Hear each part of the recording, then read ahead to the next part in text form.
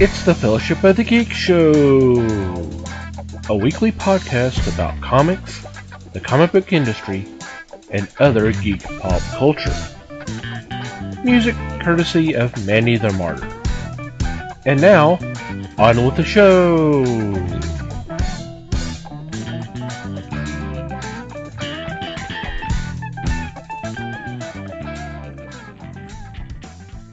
Hey everybody, it's the Fellowship of the Geeks podcast. My name is Thomas Schick, and joining me for this episode is Mike Marlowe. Hey gang. Les Webster. Hello all. And Liz Newman. Hello everybody. How's everybody doing? Great. Peachy keen. Doing good. Glad to have Liz back. Yes. Thank you. Good to have you back, Liz. I hope everybody out there is doing okay. So, what's been going on in your corner of the galaxy? Well, I'm bringing a big old bag of nothing this week. I had a ridiculously busy weekend, and so I haven't done jack. So I have got a massive stack of comics to read because I've got to visit my LCS finally last week, at least a week and a half ago. But I haven't had a chance to read any of that crap yet. So it was a busy weekend. So, and that was including taking a day off work to try to keep up, and failed to keep up a little. So it's all good. How about you, Les? Let's see. I read the new Howard Chaykin book, new comic, Hey Kids Comics, and thoroughly enjoyed it. It's thought-provoking, and it gives you a little insight as to the field of comics. So, once again, I recommend it. It was an interesting read, I will say. I agree. I mean, how much of an actual look into comics it really is probably debatable, but it's not that far off of other stuff I've read about some of the stuff that went on in over the course of the comics industry. Okay. Yeah, I was just happy to hear some of the stories, and hopefully it will stretch. Yeah, hearing that stuff from Chaykin's point of view will definitely be interesting, one way or the other. I agree. I have a piece of interesting trivia for you guys. Well, we love on this trivia. day. On this day today, on 1975, Rocky Horror Picture Show was released. Woohoo! Yep. They said that it's been the longest running film release in history, seeing that theaters still play it and stuff today. Wow. So, yeah. Just for the record, today is August 14th. Yeah. True. Well, this would be the UK release. I don't think it was released here until September. So, yeah. So. Wow, you know a lot about the Rocky Horror Picture Show. Yep. Well, actually, we used to go and dress up, and I have played Columbia and Magenta for Rocky Horror Picture Show. Had a lot of fun, learned how to tap dance. It's just a jump to the left. A little step to That's the right. So, put your hands on your hips. And Walmart, they always have those big discount bins of movies and stuff. And I always dig through them because sometimes they have like the Smurfs or something that helps me in my job. But they actually have Rocky Horror Picture Show in there for like $2. So why the hell Will not? that help you? Yeah. Will that help you with your work? No. Yeah. Not at all. Yeah. I can't have her singing those songs. Oh, why not? Come on. That one would be hard to explain, Oh, come on. Tim Curry has a nice song there in the middle. I have a question for you. Uh-huh. I went to see that when it first came out. Of course you did. Yep. And I just have a question. What the hell was going on? What the hell was all that back there? Damn it, I walked out, my friend and I walked out afterwards, and we were looking at each other going, what the hell did we just watch? I think that's part of the that's charm. the fun of Rocky Horror Picture Show. Remember, they had a little song about their mission, and they came to a planet, Brad and Janet. But yeah, I think the last 10 minutes of the show, it's kind of like, what? Wait a minute, what? It's a spaceship or what? What the hell did I walk into? Yeah. Oh man. See, then you related to Brad and Janet perfectly, so it's all good. Yeah. You got it perfectly. You just didn't know it for 40 years. That's all. Right. True. Oh, so true. You're still not sure, but that's okay. This is true. It was usually a lot of fun though, and they always played heavy metal right before it. So I've probably seen heavy metal at least 200 times. Metal's a good film. It is, yeah. Right. Need to see if that's still on. Once Netflix. again, the first one. Right. I have not seen Heavy Metal 2000, so not really. Yeah, don't. Yeah, I'm not interested. So. Not so good. It's kind of like you have to go back and watch the first one to make sure it was like, well, I thought that was cool. Yeah, this one was. It still is. Mm-hmm. I watched that one. I watched that again here real recently, within the last probably 6 months or so, and I forgot how good it was, and just the talent, the voice talent, and the talent, the wrote stories were just pretty. It's pretty awesome. So. Well, I liked how it had the stories totally didn't relate to each other, but they all had that one piece that kind of tied them all together, which was really cool. Mm-hmm. Yep. Well, for me, were you finished, Liz? I didn't mean to interrupt you there. Yeah, okay. That's what I've done. Okay, cool. All right, no, that's fine. I didn't want to cut you off there. In addition to trying to catch up, because if y'all listened to last week's podcast, I picked up a couple of big trades that I've been trying to read. But I finally sat down and watched the movie that I really wanted to see in the theaters when it came out last year, and I just didn't get a chance. And I found out it was on, I think it's on HBO. So I sat down, hunkered down, and watched it, and I enjoyed it. And it was the new version of Murder on the Orient Express.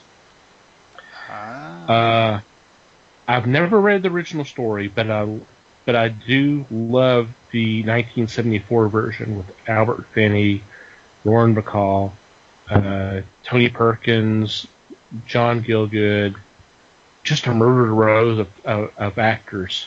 Yeah, no pun intended. Yeah, right. All-star cast. Too late.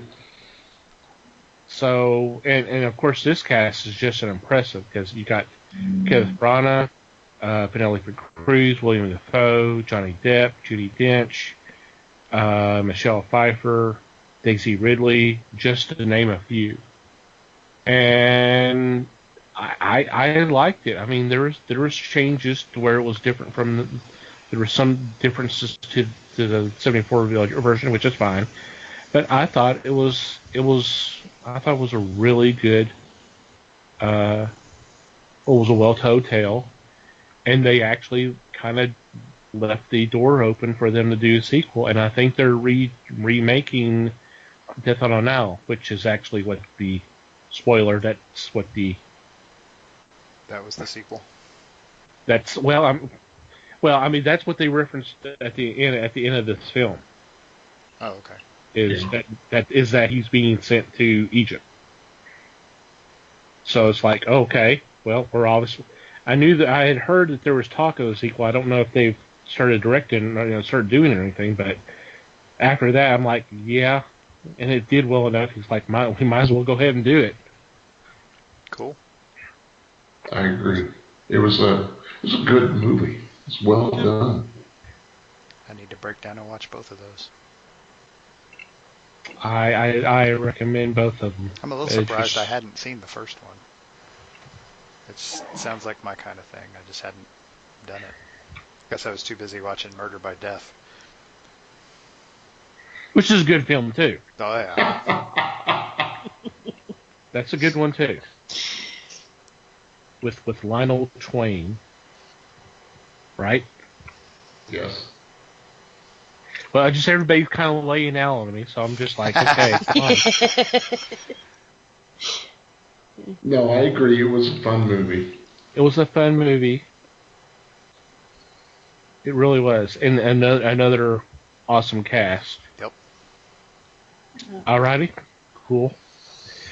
Before we get into this week's discussion, I want to take a couple moments to thank our sponsors, the fine folks at Things from Another World, for sponsoring the fellowship. And we recommend you go to our website, www.thefellowshipofthegeeks.net, and check out our sponsors page, and you see the deals that they are currently running, which first are their usual evergreen deals, which are 40% off comics, statues, toys, and general merchandise, 30% off pre-order manga, and 50% off Nick and Dent comics. But the deal that they are running right now until the end of August, so August 31st, is actually 50% off comics, but there is a little bit more detail to it. It's obviously not going to be just the books that have come out this week. So if you go to our website, there will be all the details regarding this brand new sale and these other deals that they are running.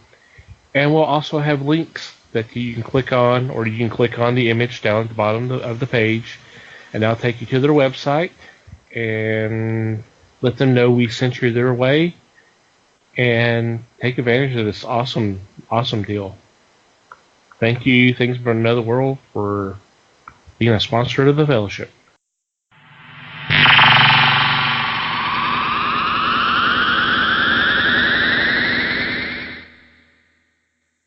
Alrighty. For this week, this is going to come out the 19th, so we'll be literally less than 30 days away from the 40th anniversary of a debut of what I consider a classic sci-fi. Now, maybe the rest of the guys may not think so highly.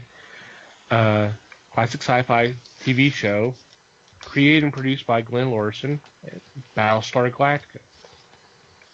If you're not familiar with this series, I'm sure you've at least heard of it. It's about a group of essentially refugees that have had to leave their home planets after a massive attack from an invading force known as Cylons. Basically devastated all their planets, and they were looking for the 13th tribe of their order, or whatever you want to call it, and that's actually Earth. So they're heading to Earth for sanctuary. Unfortunately, this was a very short run series. It only lasted one season, and no, I'm not going to really talk about Galactica 1980 other than just what I just mentioned. But reading some of the history of this show, it's kind of surprising, its origins. It actually started under the name Adam's Ark and was being worked on as far back as the late 60s. And it was actually giving $1 million per show budget. And if you've watched the shows, then you realize even then they've had to reuse a lot of the same special effect shots, especially the space battles. But I was a fan of the show. Of course, I grew up watching it. It was a fun show to me. And with that being stated, I'm going to open it up to the floor, and I don't know if you guys ever watched the show or even remember the show or whatever, but the floor is yours, guys. Right, and the deal is, this was a time in my childhood when we didn't have a TV, so I didn't really get to. I remember seeing pieces of a few episodes, and that was probably way later. So I didn't have a lot of exposure. What I have had exposure to is the fact that it's really kind of been around forever. It's been around ever since. They've either been published in books or, I mean, they've done some comics. There were, I believe, a couple of movies. They did a couple of TV movies. And then, of course, that which must not be named, which would be the more recent series that was very popular. The remake, yeah. Yeah, The remake or reboot or whatever you want to call it, it far outlasted the original show. It went for like 3 or 4 seasons, something like that. It was 3, and then, or maybe it was 4, and then it had a prequel. Yeah, it had the prequel, and there was actually another one that was another season, I believe. I think I read that somewhere. But like I said, we don't have to talk about that because that was actually a very different thing. I mean, they used a lot of some of the similar stuff, but it was a much different spin on a lot of stuff. That really was kind of a reboot. But as far as the original goes, I mean, it pretty much, I agree when you said it was kind of a classic TV series. It really was, and still is. A lot of people kind of broke through into Hollywood that way, or into TV. Some budding stars showed up there, and some couple old veterans, you know. And some pretty impressive guest stars too. Mm-hmm. Totally. And I think it broke a lot of ground for some of the sci-fi TV that came later. I mean, we would be foolish to deny, I think, that this show got its shot because of Star Wars. Totally. Unbelievable popularity. But I think it did well with it, and it laid a lot of groundwork for sci-fi TV for the next couple of decades. From the research I had done, and I would really love to read basically an official history of this show. But, I mean, even as recently as up to 75, 76, apparently the plan was to be a series of TV miniseries. And it was going to be called just Galactica. But with the hit of Star Wars, they figured, hey, we need to capitalize, so somehow Star needs to be in the title.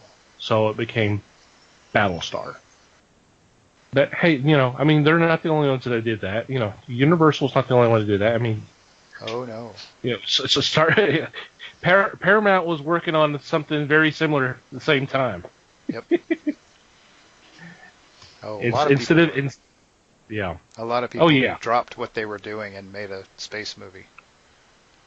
Mm-hmm. I mean, any movie franchise that was happening. I mean, there weren't a ton of them back then, but I mean, there was a sci-fi James Bond movie, for crying out loud. That's true. I mean, they dropped what they were working on and perverted something into a sci-fi movie. That phrasing probably gives you some idea how I feel about that movie. But anyway, the less said about Moonraker, the better. Like the anti-gravity sequence? Yeah. the floating with wires thing, Floating with wires, or you're just moving around real slowly. Yeah. And Space Nookie. Don't leave out Space Nookie. Oh, Space Nookie. And the fact that James Bond movie, you gotta have Space Nookie if you're gonna be in space. Well, and the fact that they can just launch about 6 or 7 space shuttles in a matter of a couple of minutes to have a space battle too. Right. Essentially before they had ever launched a space shuttle. But anyway. At all. Ever. Right. They had one, they didn't launch it because they didn't want to blow it up. They knew they didn't know what they were doing. Anyway. Gotta stop. Yep, I agree. Well, how about you look Les? back as to what was on TV at the time, and 78 was a pretty strong year for TV shows. Looking at the list I've got here, you've got Laverne and Shirley, Fantasy Island, Three's Company, MASH, Wonder Woman was just starting, Amazing Spider-Man, The Rockford Files, Chips, Hee-Haw, The Muppet Show, Schoolhouse Rock, and a still ongoing series called Saturday Night Live. Mm-hmm. Oh, that old thing. That old thing. They were on like a third cast by then or something. Jeez. Just about, yeah. Yeah, a lot of the originals had left already by then. But yeah, wait a minute, was the Love Boat not on yet? It had just started. Okay, I thought that was. Yeah, it was like the year before. Yeah, because that was your Saturday night. You watched Love Boat, and then Fantasy Island was after it. Oh yeah. That was like 8 and 9 o'clock at night, or at least here in the Central Time Zone. Yeah. That was how you spent your Saturday nights. Then you watch the news, and then you flip it over to NBC and watch Saturday Night Live. There you go. If you had unless you were lucky, true. Or unless you were lucky enough to actually have Doctor Who on Saturday nights on PBS. So was that on that early? Wow. Yeah. Was it less? I mean, I know it was by like the mid '80s, but I didn't know if it was on that early. I was thinking about it. Maybe. Was it? Where I saw it, it was on at midnight. Okay. So you still could watch the Saturday Night Live and then turn around and watch. You could be up all night. Yeah. Watching TV. That's kind of what I do now. Oh, gotta lay off the coffee, man. Jeez. Okay, Liz, how about you? Well, I was 3 when this came out, so I didn't really get to watch it when it came out. I'm sure I saw Liz, it in that's reruns no excuse. later. You should have had your toddler ass up there watching that show. That's right. I should have. But from what I researched and stuff, you guys were talking about TV shows, and they say that was probably the biggest downfall of putting this one out. When they put it out on Sundays, it was up against All in the Family, which was the heavy hitter, and pretty much every other TV show that was up against it was failing in the ratings because so many people were watching All in the Family. Oh, yeah. So then they moved it to Thursdays, which put it up against Archie Bunker's Place. And once again, they ran into the same thing. Everybody was watching Archie, that nobody could knock him off his pedestal, and which led to a decline in ratings. So they always kill you when they move your dates around. You know? Especially if they're going to put you up against some of the best shows on TV. I mean, damn. Yeah. That's hard. Because I think they said that year Archie Bunker's Place ranked 17th, which knocked Mork and Mindy down because it was out at the same time, too. Same network, though. It didn't have to go up against it. But yeah, knocked it down to 20. One show. But you also, the time period, not everybody had a TV. True. You know? They were not as common as they are now.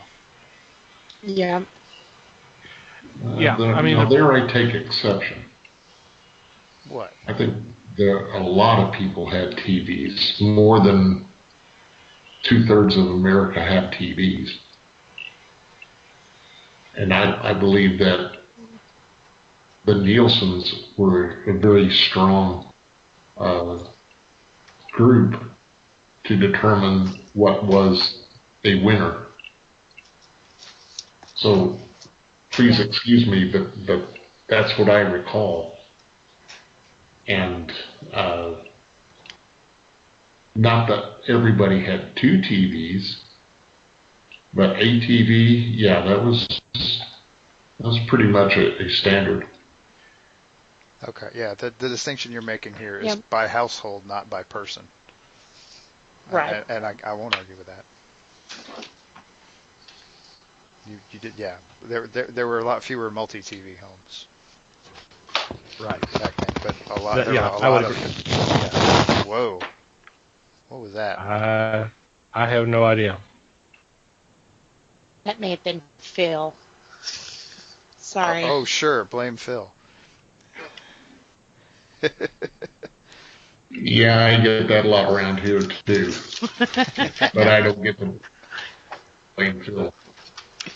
You can't. I'll let you. Oh, damn. I was going to cut this out, but hell, now it's funny. Yep, leave it in there. Yeah, welcome to live recording, folks. Mhm. Peek behind the curtain. Something else I want to kind of point out. You didn't really have a lot of options back then. You only had basically the 3 networks and then maybe a couple offshoots. Yeah. That was it. It's not like today where you have 500 channels and there's nothing on. Oh, you have 500 channels, and there's the option to add 100 more. True. And there's still nothing on. Mm-hmm. That's why you get Boomerang. There's always something on. Again, bringing your work home with you. Jeez. I like Pretty the older much. cartoons, though. It's pretty cool white noise. Yeah. No argument here. It's almost a dying art form now as it is, but anyway. Mm-hmm. Yeah, I have to say, when I was reading up on this, I was a little. I mean, I can't say that I was real surprised, but that Glenn A. Larson was the guy who created this. I can't be too surprised because he flippin' created everything in the late 70s. It seems Pretty like. much. Oh my God! I mean, and into the 80s. I mean, he was like the guy Steven Bochco wanted to be, apparently, because I mean, any TV show that was worth a damn up until about 1983 was Larson. I mean, I couldn't even list all of them, even if I had a list in front of me, which I don't. Well, doing my research, because I never really watched the show, I didn't realize he was part of the group that brought you Magnum PI. Mm-hmm. I was like, oh, I didn't know that. And Knight Rider. Well, Knight Rider I did, especially when they were using the same sound effect for Kit's moving eye, which is essentially the same thing as Cylon. The Fall Guy. The Fall Guy. Another show that we mentioned in the before we started recording, Buck Rogers in the 25th century. Mm-hmm. Quincy. My God. I mean, this was half of TV for like 10 years. Which again, I mean, like I said, it seems like there's always somebody kind of doing that. like creating half of everything. What's that guy's name now?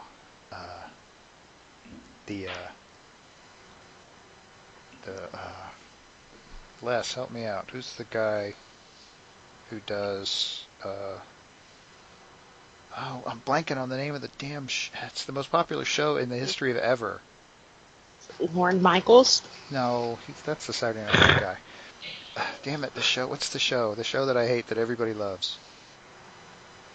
Big Bang Theory. That one, yeah. What's that guy's name? Is it Chuck Lorre? Yeah, Chuck Lorre. Mm-hmm. Yeah, I mean, any comedy in the last 10 years, he's had a hand in. So you were close, Liz. Close. That's who I was thinking that I had to remember his like deep thoughts at the end of all the TV shows. He always puts like his little thoughts down right after the credits. Yeah. Yeah. The ones with like 4 billion words on the screen. You have to pause it to try to read them. Yeah. But his name's real big and black, you know. Well, of course. there's branding to be had here, after all. Right. Well, it's funny that you talk about all the shows that he was behind, because when he first got his break actually working in TV as a writer and all that, who did he work for?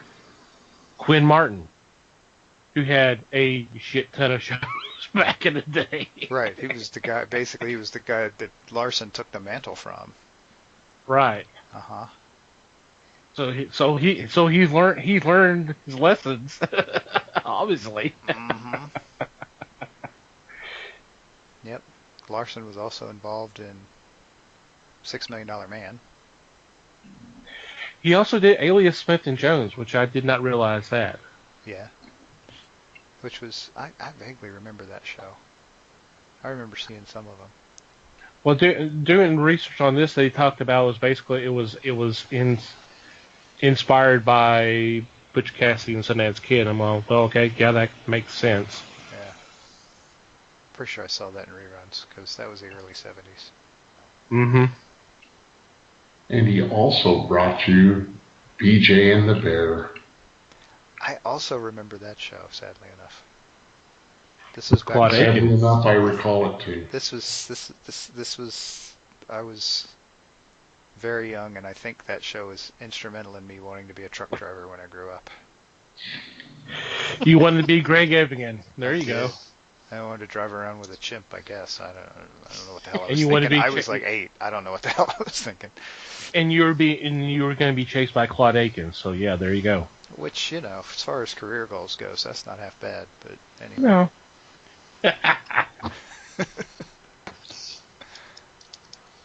The thing I like about the show, as compared to the remake, and I think I've made myself clear when we talk about this kind of stuff, that when there's changes, I try to be open-minded. I accept it for it as is.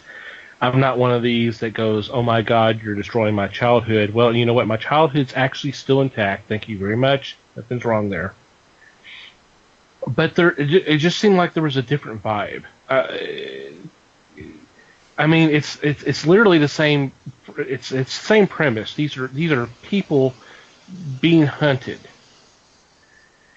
But it just seems, even with the original version, there was still something a little bit more, not so dreary, not so depressing, not so dark. Hope. There was hope. Which, that was one of my problems with the remake. Is just, you had, it was with the original. It was Commander Adama, which was played by Lord Green. Here's this planet. This is the answers to our prayers. We're gonna be okay. We just got to get there. And then you watch the reboot with Edward James Olmos, which I love him to death too. He's a great actor. Mm-hmm. You watch the miniseries that basically sets up the new series. He's like, Earth is a figment. There's nothing. This is just BS. Just trying to spur up morale. I don't believe it. We're just going to have to fend for ourselves. We're just going to have to do whatever we can. And I'm like, really? and that's why it went. It's like they couldn't sell hope on TV in the 2000s for some reason. Well, I don't know where hope died, but apparently it was somewhere in there.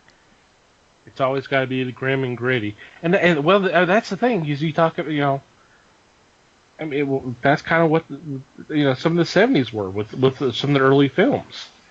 Like the Dirty Harry and that kind of stuff. But with the advent of Star Wars, things kind of changed a little bit, and Galactica obviously showed some of that. Mm-hmm. That, hey, things are not as bad as they could be. Just think positive. And it was a fun show. It was a fun show, or at least I thought it was. You're right. It was a fun show. It brought new ideas because you could see where the idea of Egyptians were actually aliens that came to Earth. They pressed that a lot in that show, not only by reference, but just the outfits and especially the headgear by the pilots. Right. The ideas of there is a planet out there, I thought was real strong, and it gave an impetus to the show. But yes, later they redid the idea of the whole premise, and it really killed it.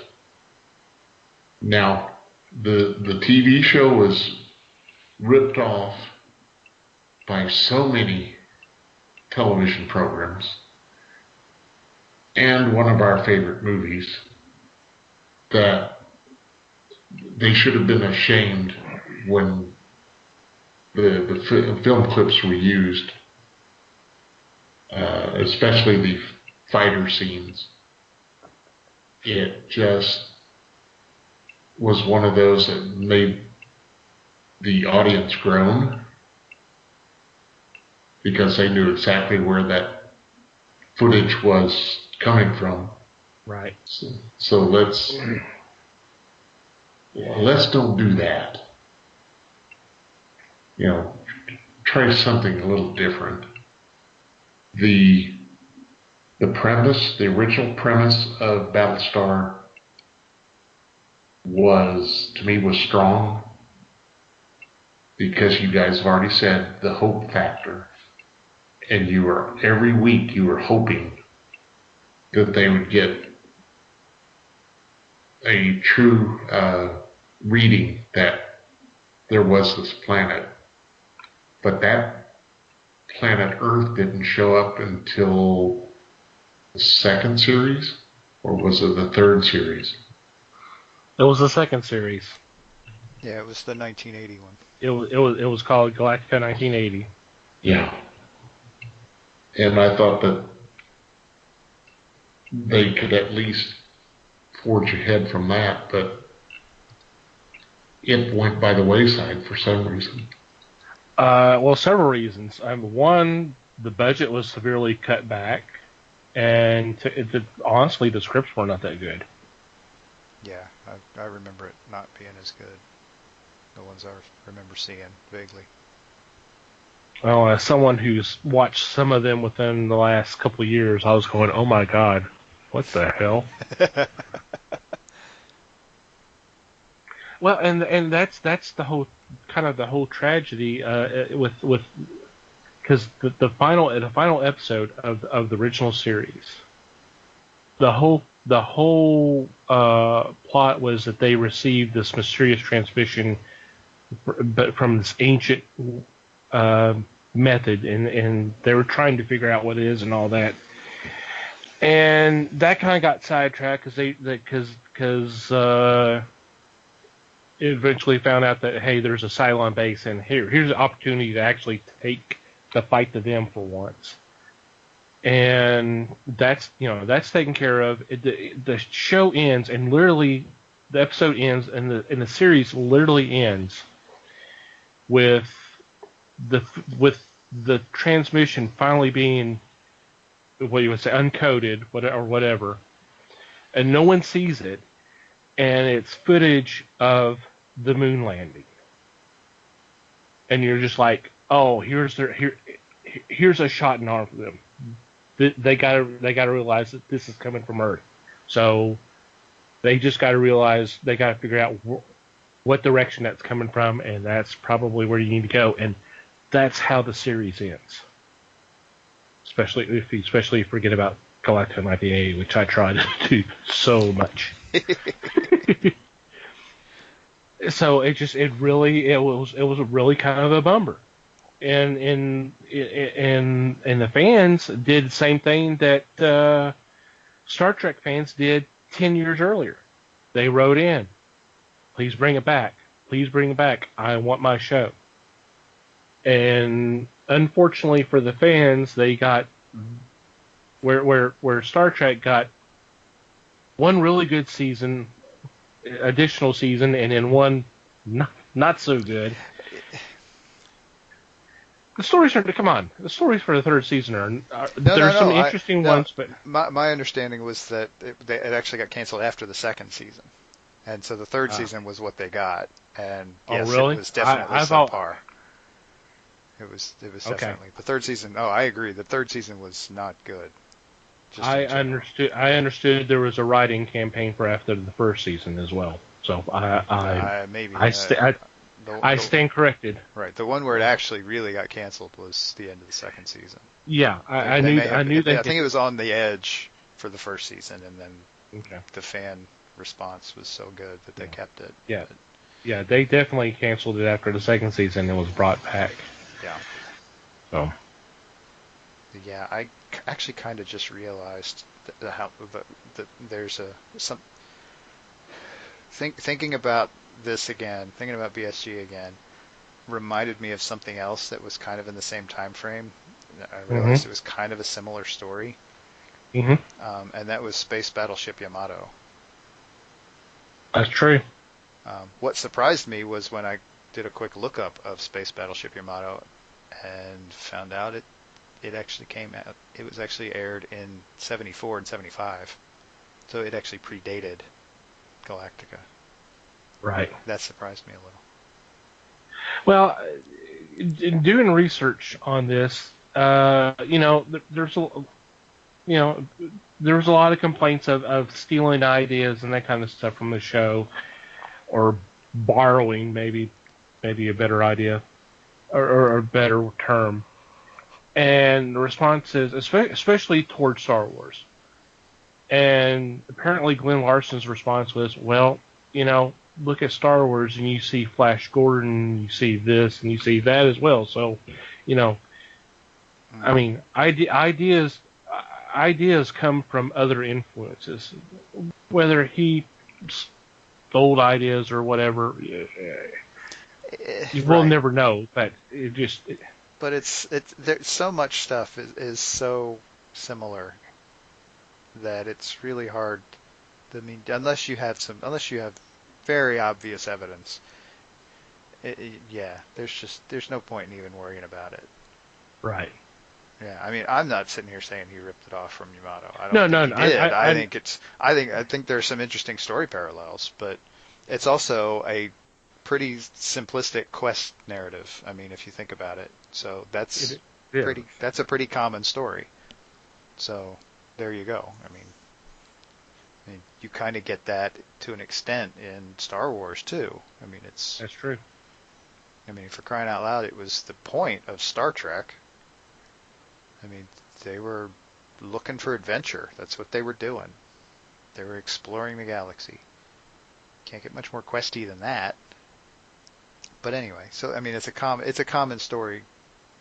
I hesitate to use the word trope, but it kind of is. So that's what that was.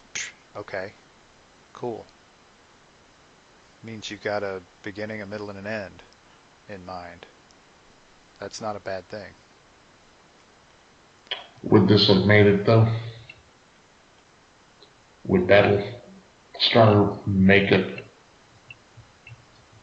not looking at the current versions, but something, something viable? You talking about back as of today or something like today? Yes. To redo it Yes. in the vein it was originally intended for Correct. modern audiences. Yes. I think it would be interesting. I do too. Go ahead, Mike. Go ahead. Finish your. I, as far as whether it would make it or not, I wouldn't dare to hazard a guess, but I think it would be interesting. It would be cool to see something like that again. Something a little more, like you said, hopeful. Mm-hmm. The dirty and gritty. I mean, maybe I'm not the guy to ask about this, but it kind of gets old after a while. It does get old. It just, I don't know. It wears you down. I mean, it's fun occasionally, but I mean, for a constant diet, I don't know. Right. So I think it would be a pleasant change of pace, if nothing else. I mean, scripts would have to be there, obviously, but Sure. I think it has as good a shot as anything else. I agree with what Mike said. It would really be cool to see. I definitely would love to see the hopeful aspect of a show. It would have to depend, like he says, on the stories, and execution. It needs to be. This day and age, special effects are going to be a little bit easier with CGI and that kind of stuff, but you don't really. It's not really a story about technology, just like Star Wars isn't. It's a focus on. It's on the human spirit. Would it be successful? I hope it would. Would it? I can't say. Right, and given that it's more about the human spirit, like you said, I think that's why you have to have the writing in place. Right. You have to have strong scripts, or Mm-hmm. I mean, just like any other show, you can only get by on flashy cars and bad attitude for, well, I guess several years of some shows, but it's going to wear thin after a while. I mean, those shows only last a year or two, even today, when that seems to be the norm because everybody's doing it. It would be nice to see something with a little more depth. How about you, Liz? Yeah. She's like, no, y'all are all full of shit. Trying to wake her up there. Y'all are all wrong and stupid. No, I'm listening. What's your favorite show on TV right now, Liz, that's not on Boomerang? Boomerang or Nick Jr., huh? Now that we know it ain't The Walking Dead anymore. No, I guess it would have to be Supernatural. I've been with it for 14 years, and I guess like y'all were saying, it seems like every season there's some kind of hope that they're fighting for, and the chemistry that the brothers have, and I don't know, it's worked for 14 years. All right, so what we need to do is round up all those folks and make a Battlestar Galactica series with them. Yeah. I mean, if you can write that for 14 years, you can write decent scripts for Battlestar Galactica. Come on. Yeah. Just lock them in Instead a of room. a spaceship, give them an Impala. See, Can't I leave baby already made the behind. crack about the cars. You got to be careful here. Well, and see, instead of the Impala, you've got a Viper. That's the deal. That's right. You got a badass fighter space fighter. I don't think they've done an aliens episode on Supernatural.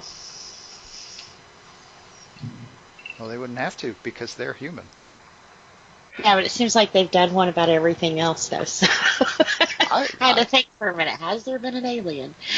There's a lot of episodes to flip back through to figure it out, too. But, Really? Holy cow. Well, if they do one with aliens, they obviously have to have a crossover with Scully and Mulder. It's a thought. Now, they've used the name Scully and Mulder a few times. When they're fake agents. Mostly as smart-ass pop culture references, right? Right. Well, anytime they introduce themselves as, FBI agents, it's like, I'm Scully, he's Mulder, or I'm Alex, or the guy from Guns N' Roses. Axl Rose. Axl Rose. Alex. Yeah. He's Alex. He's Dale, I'm Chip. Yeah, it's always something cute, So you posed the question, Les. What's your thoughts? Okay, let me pull my soapbox up. Uh-oh. I really don't. I really don't think it would work. Just in the respect that we're too jaded now to accept a premise of what we discuss heavily, hope. I don't think that there is enough thought process to warrant a hope type feeling for a television show. I personally don't know of one right now that is a hope-laden premise, and I don't see it really happening at any time soon. Are you saying that it might be viewed as something kind of hokey? Maybe even a parody? Just because that's kind of because of being them focusing on there's hope, there's a light at the end of the tunnel, and it's not a train? Or a bus? Yeah. Or a That's bus? essentially what I'm looking at.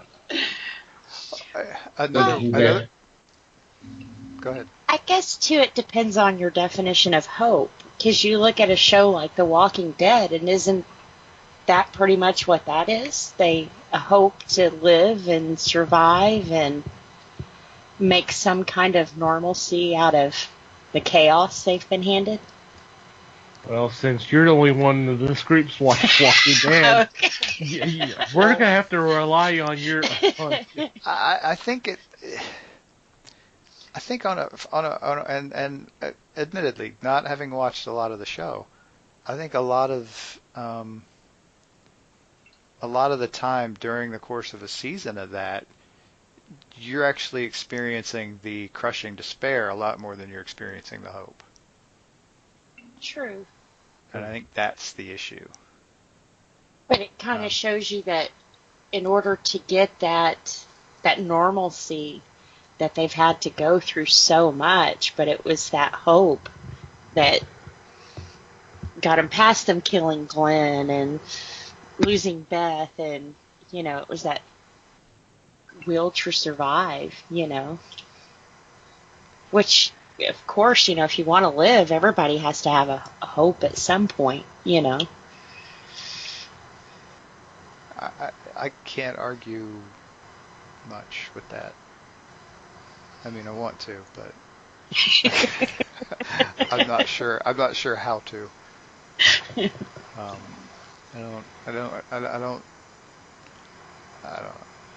I would not be the one to flip over to the world is completely taken over by zombies TV show to find hope. It would not be my preference, but that's just me. It doesn't. I'm weird. I'm not saying instill hope in the viewers, but a show set around the ideal of hope, you know? I mean, because sometimes, especially the last season, I was just hoping that the show would hurry up. I hope this ends soon. Golly, how many more episodes do we have? But yeah, and I think that's where they kind of lost their way, too. Because at the beginning it was about hope, and maybe like Les said, the audience is too jaded now to accept that, and now here we are. There you go. Well, yeah. and see, the way I kind of look at it is the dark and gritty has become so ingrained that a new TV show based on that hope concept would be a huge risk, because it would be very different from what we always see at this point. Yeah. So, do I think it would be cool? Yes. Would I like to see it? Yes. Do I think it's likely to happen? No. Yeah. Not really, because it would be too big a risk. Because that's not what people have proven that they want over the last 20 years on TV anymore.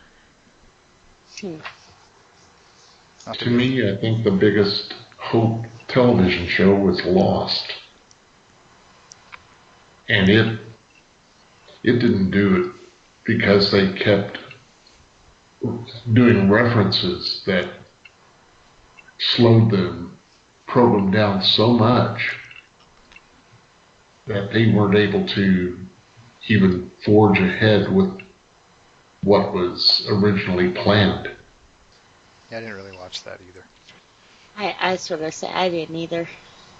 Nope. Well, I didn't either, but I was always thinking they'd go to the other side of the island and find Gilligan and his group.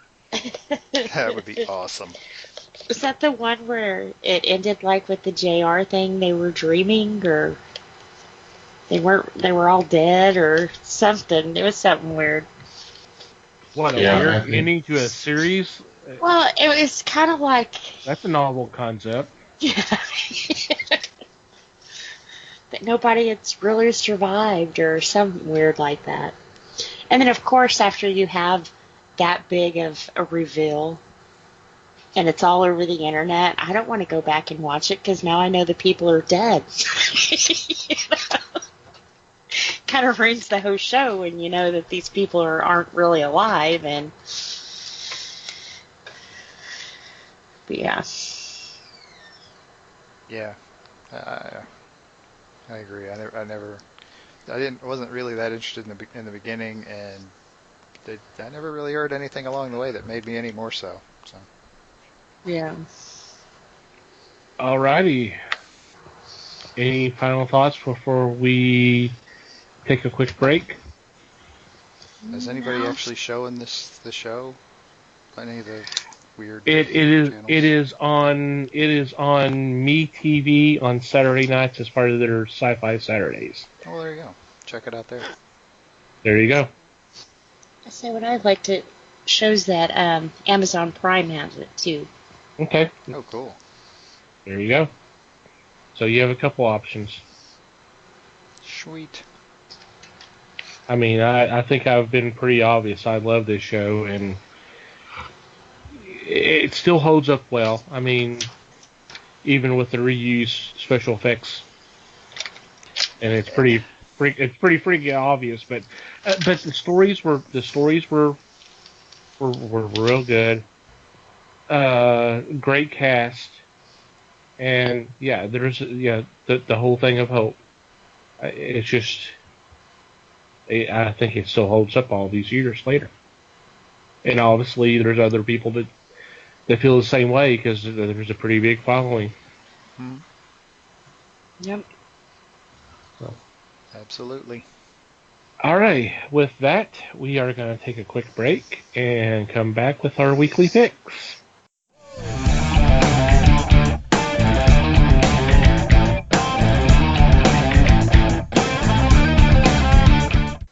And we're back. it is time for our weekly picks, and leading off is Liz. Alrighty, for my first pick, it's out of DC Comics. It's Batman. Surprise! King of Fear. It looks like Batman, after all these years, is finally letting his insecurities get to him, and he fears that he's not doing Gotham as good as he should be. And of course, who thrives on that? Scarecrow, one of my favorite all-time Batman villains. So this is going to be a 6-part mini issue between Batman and Scarecrow. So I can't wait. How about a little fire, Scarecrow? Yeah. I always thought that they should do more with Scarecrow and Batman. I know that Joker is his nemesis and all that other kind of stuff, but I really think that Scarecrow, he works on your fear and insecurity. So it's not even something he does to you.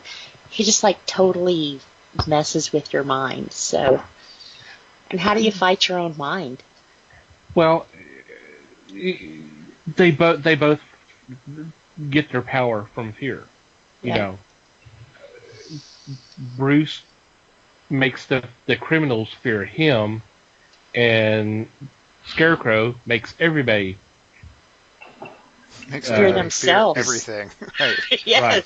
Right. So, but all the times he's messed with Batman, it's really done a number on him, because it's always facing things that he's never wanted to face, And kind of what makes Batman Batman. So it's don't fix him too much.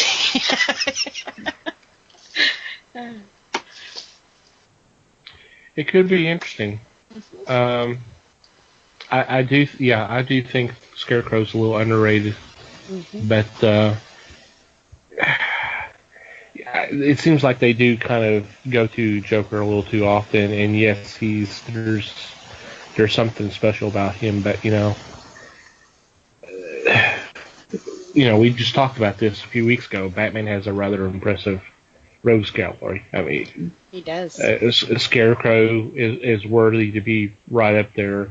Riddler, Two-Face. I think Two-Face, if he didn't have the crutch of trying to decide everything by a flip of a coin, and the whole duel thing. Those are the things that kind of make him interesting. I think he would probably be the number one guy. And so what hurts him what's kind of makes him identifiable. But like the Riddler and a couple of others, they could be I would kind of wish they would kind of put Joker to the side for a while and not use him. But we're about to get it. The Three Jokers book, so Joker's not going away anytime soon. But it would be nice if they would share the love a little bit. Yes, exactly, for sure. Spread things out. There's plenty of room there to spread things out.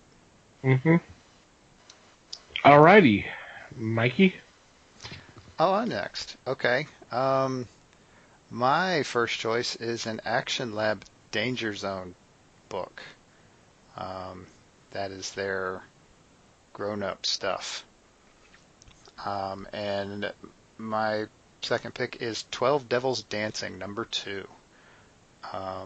If you did not read the first book, oh man, you're missing out. And this is number 2 of 2, so this is the end of the series here. But both of these books are huge, so it's not like you're getting shorted any story. The first book was 64 pages, and I'm not 100% sure, but I think this one probably is too, or very close to it. And this is a very interesting serial killer type story, which involves ties to some religious cult type stuff in the past, and an FBI agent who has been forced to retire for medical reasons, and serial killer who, well, let's just say that they got the wrong guy the first time.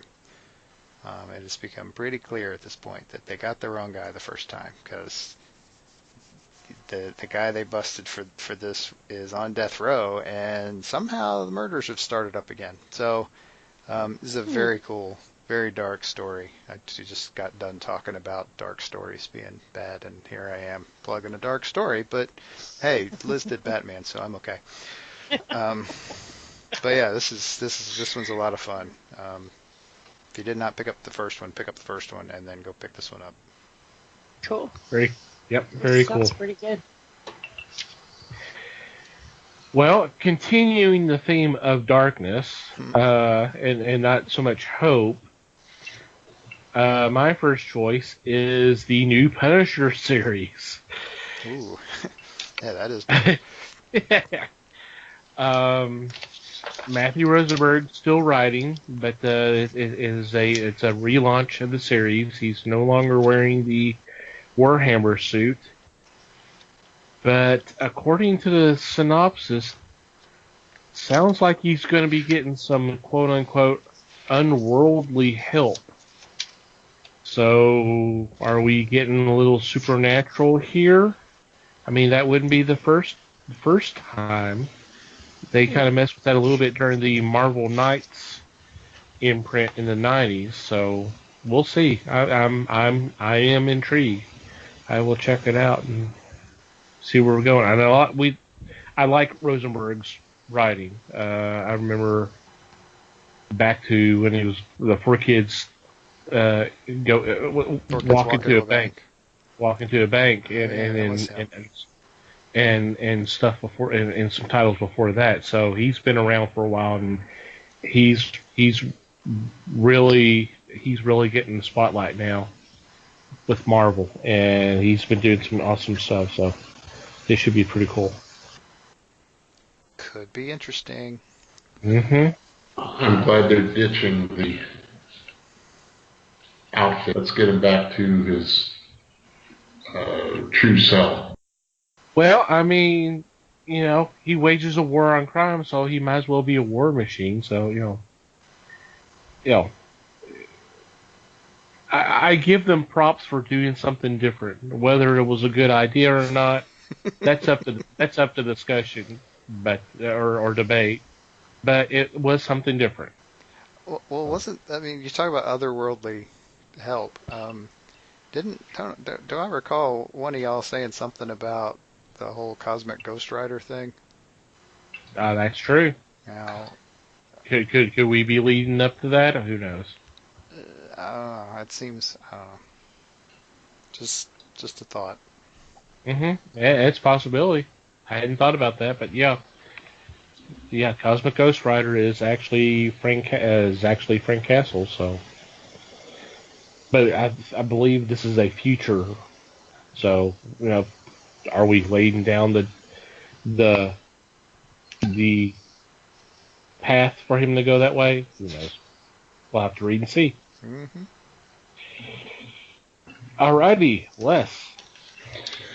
Continuing this downward spiral, from Image Comics, I have a choice of Death of Love.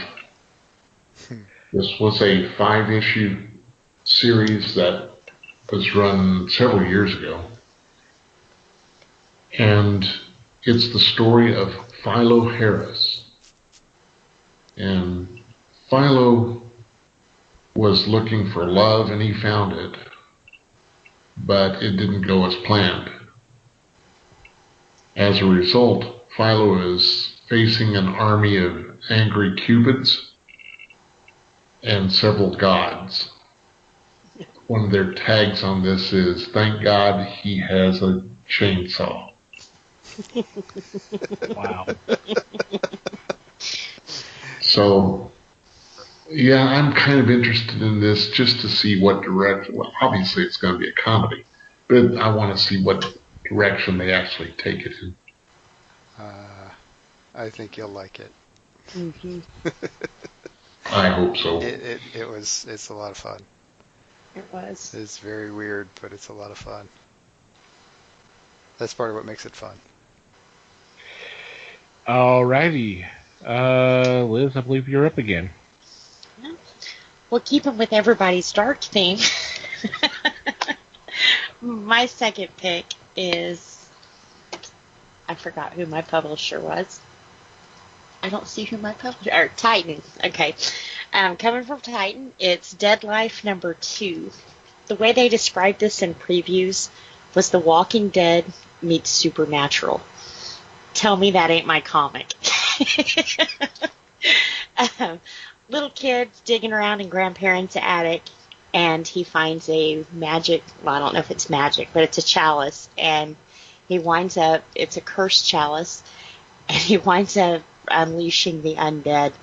The neat thing about these zombies, which is kind of different than a normal zombie story, I don't know if you guys have ever seen Z Nation, but like the zombies move so freaking fast. I mean, it's not like this walk and you can easily step to the side and get away from them like The Walking Dead, but I mean, they like run at you. In this one, they're using boards and everything else to come at you, so it should be a very aggressive zombie story.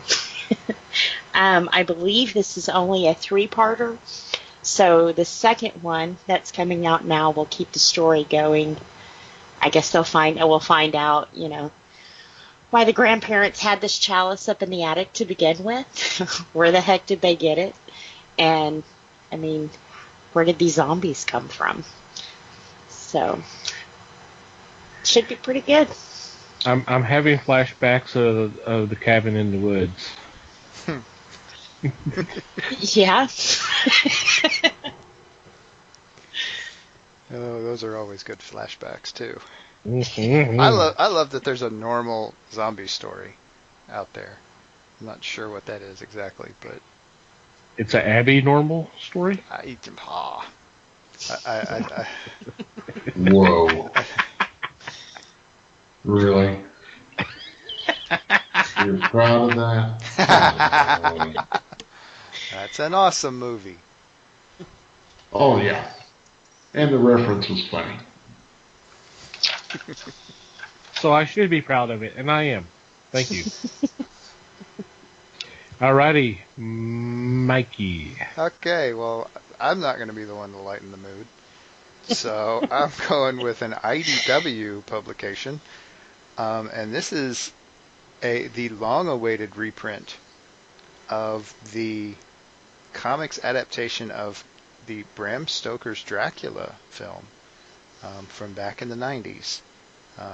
Most notably, the most notable thing about this is that it was drawn by Mike Mignola of Hellboy fame. This is listed as the last project before he started Hellboy. So, okay, for one, Bram Stoker's Dracula was a very interesting take on the Dracula story. Not the least of which because it just looked cool. It was just a really pretty movie. And damn it, I like Mignola's work, so I'm stoked about this. I am really interested, especially since it's been out of print for so long. Mm-hmm. No pun intended. People have been clamoring. Yeah. I was thinking that too, Les. I never intend puns. Are you kidding? That's not entirely true, but anyway, I'm not gonna pull that load of BS on this crowd. But anyway, this is gonna be cool. If I'm not mistaken, this was originally published by Topps Comics. Yeah, for those who don't remember, Topps used to do comics during the 90s, and this was a part of that line. I don't remember who wrote the adaptation, but yeah, the art was pretty incredible. Yeah. So yeah, I'm excited to see this, and it's hardback. It's hardback, right? It is a hardcover, yes. So they're giving it the treatment that it deserves. Mm-hmm. So. Alrighty, I'm gonna lighten this thing up. Yeah. For my next pick, I am going with a trade from Marvel, so I'm sticking with Marvel. It's Fantastic Four, World's Greatest Comics Magazine. This is a collection of a 12-issue series that was done probably about 6 or 7 years ago. Maybe a little bit later than that. Or it was just basically a love note to Stan Lee and Jack Kirby's original run of Fantastic Four. And you got the names of like Eric Larson, Tom DeFalco, Kurt Busiek, Keith Giffen, Ron Friends, and so many more names involved in this project. And you have the likes of Avengers, X-Men, Daredevil, Inhumans, Silver Surfer, Black Panther, and all those. I remember when this came out, and I remember enjoying the heck out of it. So it would be nice to see this again, and I'm glad it's coming out. Sounds like a party. Mm-hmm. Yeah, I'm ready for this too. I think it's maybe been way too long. Yeah. Well, I mean, all they had to do was put Fantastic Four out again to get some of these collections. But hey, I'm not complaining because we're getting a Fantastic Four book. Woohoo. Which I did like. I finally read that one. I was like, okay, this is kind of interesting. Especially the backup tale involving Doctor Doom. I'm like, okay. Of course, Slott really likes writing the bad guys. He seems to do a really good job about that. So, right.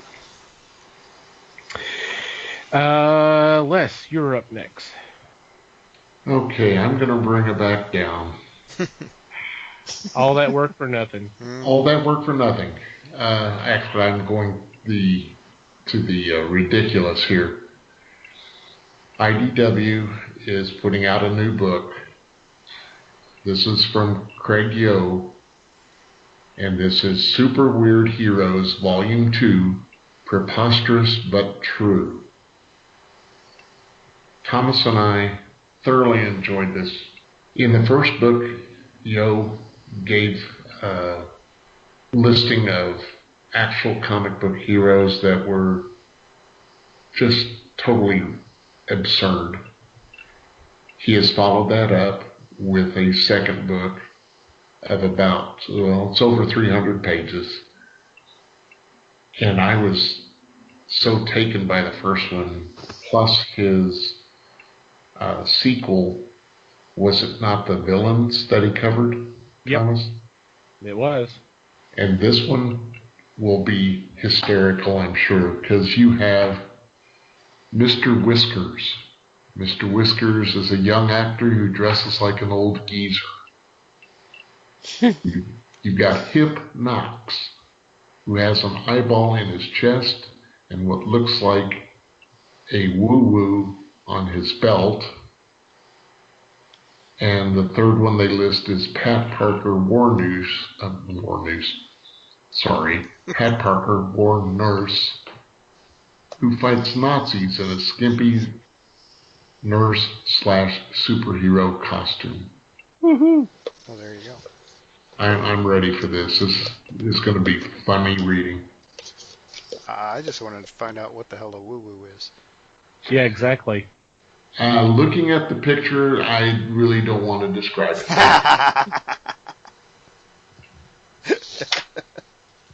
Okay. No, you really do need to describe it.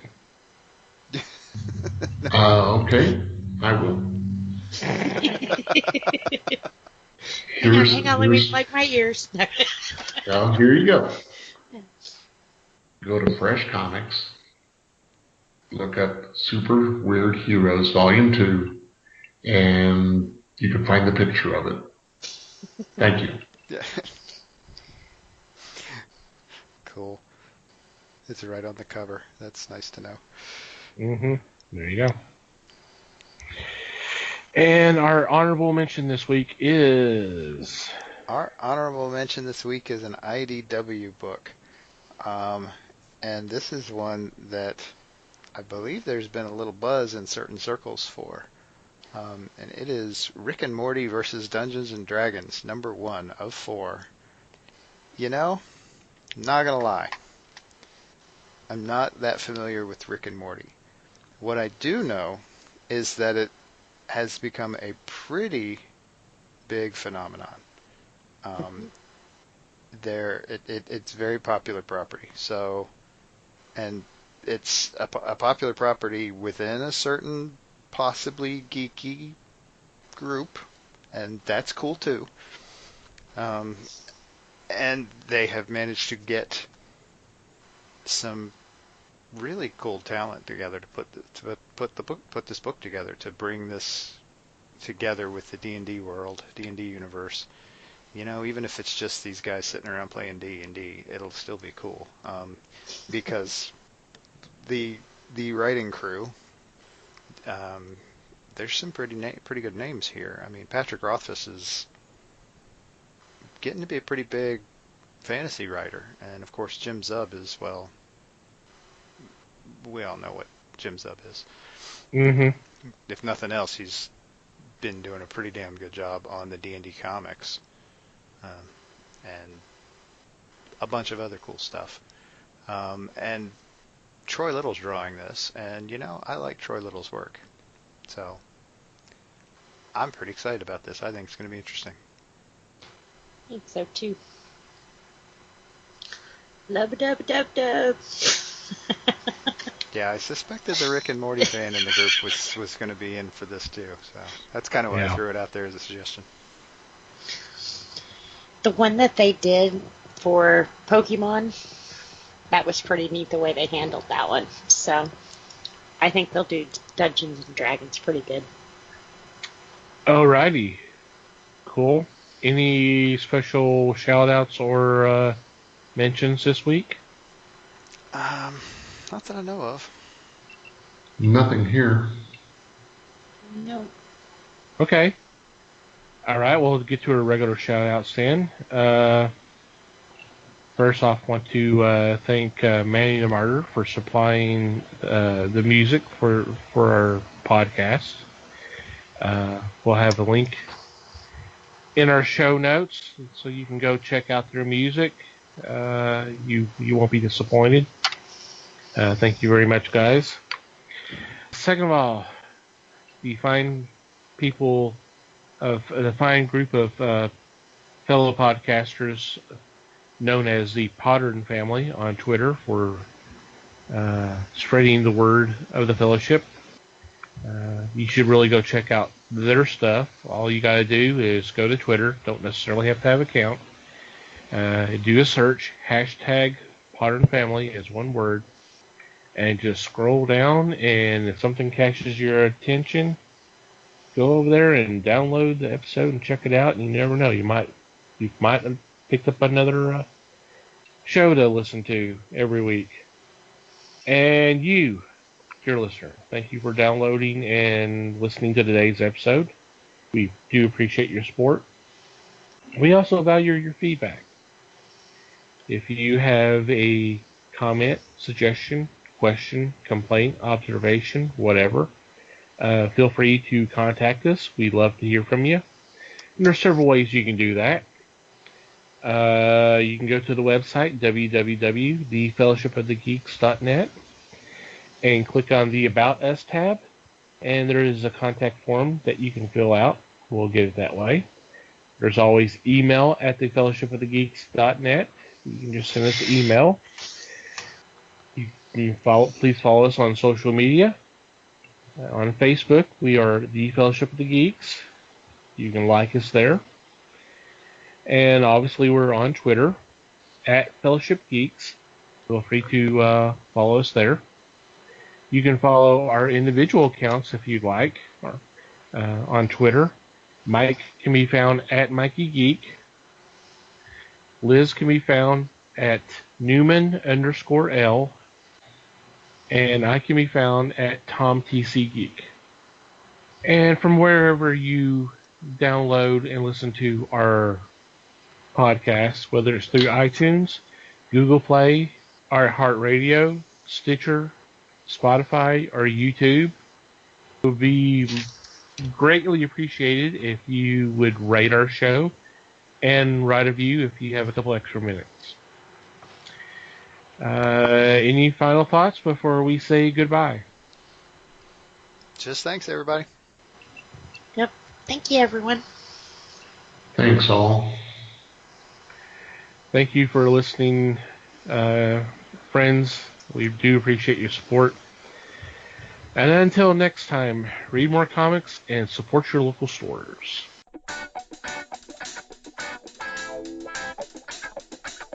We thank you for listening to the show. Comments, suggestions, and questions can be sent to email@thefellowshipofthegeeks.net. You can follow us on Facebook at The Fellowship of the Geeks and on Twitter at Fellowship Geeks. Until next time,